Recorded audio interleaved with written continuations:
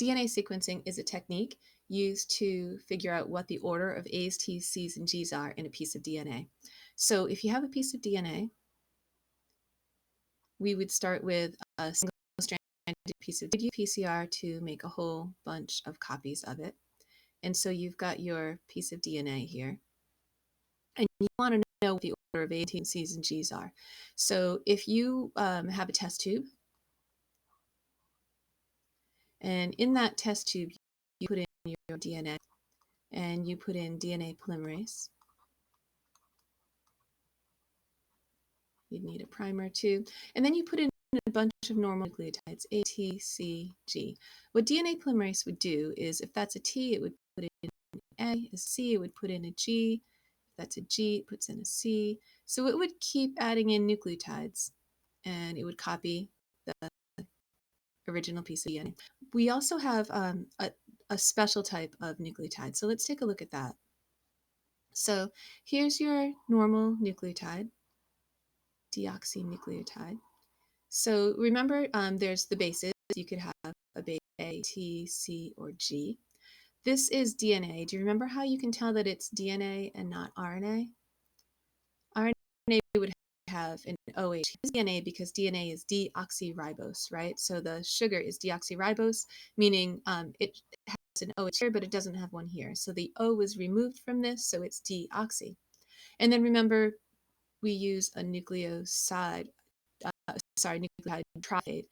So there's 3 phosphates, but remember 2 of them get removed when you do the dehydration synthesis. So if you have a nucleotide here with the sugar and the base and the phosphate group, the nucleotide has an OH here, and that's going to be added to a phosphate group of the next nucleotide, right? Here's the base.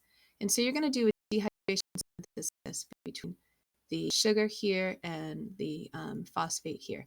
And so you'll take water out, and that's going to be, if you remember, a dehydration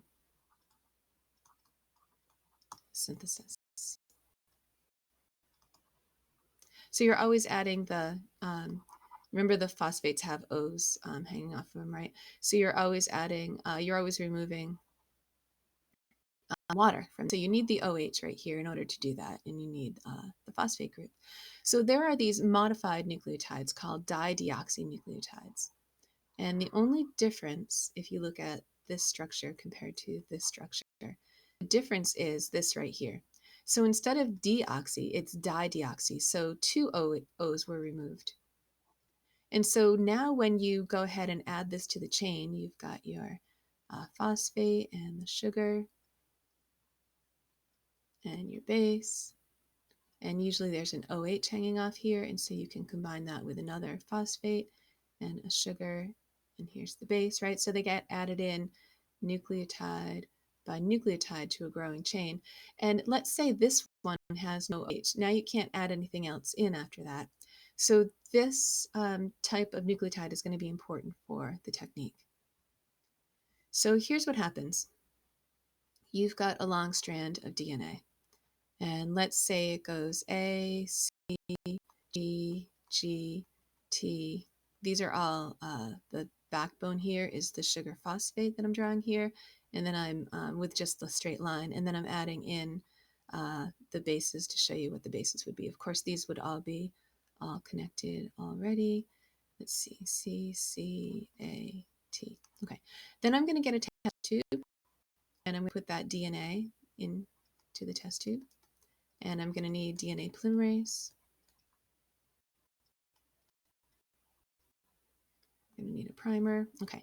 And then I'm also going to put in the building blocks that we need, the nucleotides, the A's, the T's, the C's, the G's. So DNA polymerase is going to see that A, and it's going to put in a T. And then it's going to see that G, that C, and it's going to put in a G. It's going to connect these two. The G, it's going to put in a C. And the G, it's going to put in a C. Okay, let's say, A here. Let's say in this particular test tube, The scientists have also put in a T, but it's this wacky, this special type of T. It's the T with star is going to be the dideoxynucleotide. So there's going to be both types of these Ts. Let's say this time it randomly puts in this type of T instead of the regular type. You don't have an OH here, so now you can't add anything else after it. So now you've got a fragment that's this length, and that's it. And we're going to have more than one of these strands, right? We've done some PCR. And so this, remember, the original strand goes A, C, G, G, T, A, et cetera, et cetera. Let's say the first T that gets put in is the one. Well, that's as long as that strand is going to be. So I'm done with that. But there's going to be other strands. And let's see if I can write this out quickly. A, C, G, G, T, A, T, C, C, A, T. Okay, you're going to pretend that I drew this a little bit better. Okay, so it randomly puts in one of the regular T's, and then a G, and a C, and a C, and an A, and let's say it puts in a regular T here, and of course I should have drawn my sugar phosphate backbone there.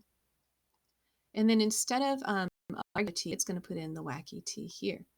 So even this strand compared to this strand is going to be a different length, right? It's going to be nucleotide longer.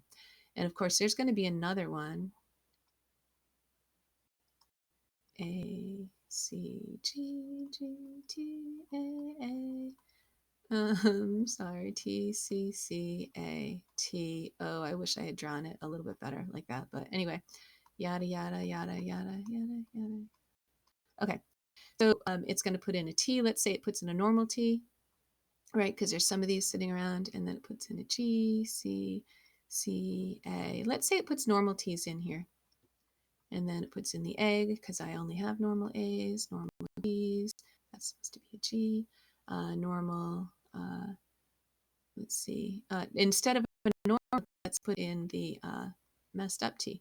Do you see how this new strand, I'm trying to draw in my sugar phosphate, this strand here is actually a different length than the other ones. So you have a test tube that looks like that. You've also got some other test tubes. You're going to have 3 other test tubes. So here are my other test tubes. That's a little laggy. Is it not working? Here. And then another test tube, world's ugliest test tubes. Each of these test tubes are going to have normal T's and C's and G's. But this one is also going to have wacky C's. This one's going to have wacky G's. And by wacky, I mean the G's with this, right? You can make the dideoxynucleotides with any of the bases. And let's see, this one has the wacky, this one's have a wacky A. But they're all going to have the normal A's and T's and C's and G's. So what you're going to end up with is in each test tube, you're going to have new DNA strands that have different lengths. So when I was young, what we did is these dideoxynucleotides were radioactive. So we used radioactive, I think, phosphorus P32. And I remember my first science job was sequencing the gene for platelet-derived growth factor for frogs. That's totally random. Not entirely random, but pretty random. Anyway, this process that took me the entire summer to do can now be done in like 5 minutes in a machine. But anyway. Okay, so instead of using radioactive dideoxynucleotides, now they use dideoxynucleotides that have been fluorescently tagged, way safer to use. So they use purple for adenine and pink for cytosine and yellow for thymine and green for guanine. So, and then they have a machine that can read it, which is kind of fantastic. So you don't have to go. What it used to be is, I'm going to just go backwards to show you the picture. We would have these long lists, and it would go, I don't remember the order, but A, T, C, G. And you would actually have to read, okay, it goes A. This sequence would be A, T, T, G, A, T, A, T, A, T, A, C, A, G. blah, blah, blah. Anyway, they have a machine that does that now that can detect the dyes. So this particular sequence, here's the shortest segment we see here, OC. And then the next one is G. It's the next longest. So it would go C, G, and then the next longest is A. And then the next longest is A. And then the next longest is G. And then the next longest is T. And then C. And then A. And then G. And now we have the order of nucleotides that we find in our DNA.